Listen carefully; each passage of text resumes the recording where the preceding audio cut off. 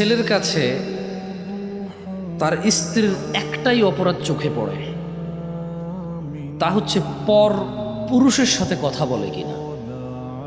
সে মনে করে তাইলে এর সাথে সম্পর্ক ছিন্ন করতে হবে।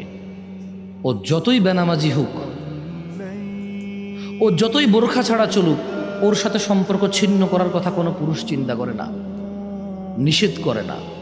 যখন দেখবে কোনো পুরুষের সাথে মোবাইলে একান্ত গোপনে, ফেসবুকে, ইমুতে, হোয়াটসঅ্যাপে, ভিডিও অডিও কলে কথা বলে, তখন ধীরে ধীরে না করে তিক্ততায় পরিণত হয়ে তালাক, ডিভোর্স পর্যন্ত যায় পৌঁছায়। ওই মহিলা যদি জীবনে এক ওয়াক্ত নামাজ না পড়ে, কোনো পুরুষ চিন্তা করে না তাকে তালাক দিতে হবে। কেন চিন্তা করে না জানেন? কারণ সে বিয়ে করার সময় দেখেই নাই, খোঁজে নাই যে নামাজ পড়ে কিনা। এটা তার দরকারই ছিল না। তার শুধু দরকার ছিল ফর্সা। চেহারা কি হতে হবে? ফর্সা হতে হবে। শ্বশুরের একটু ভালো ঘর দুয়ার থাকতে হবে, নাহলে সে যদি জামাই হিসেবে যায় তাকে শুইতে দেবে কোথায়?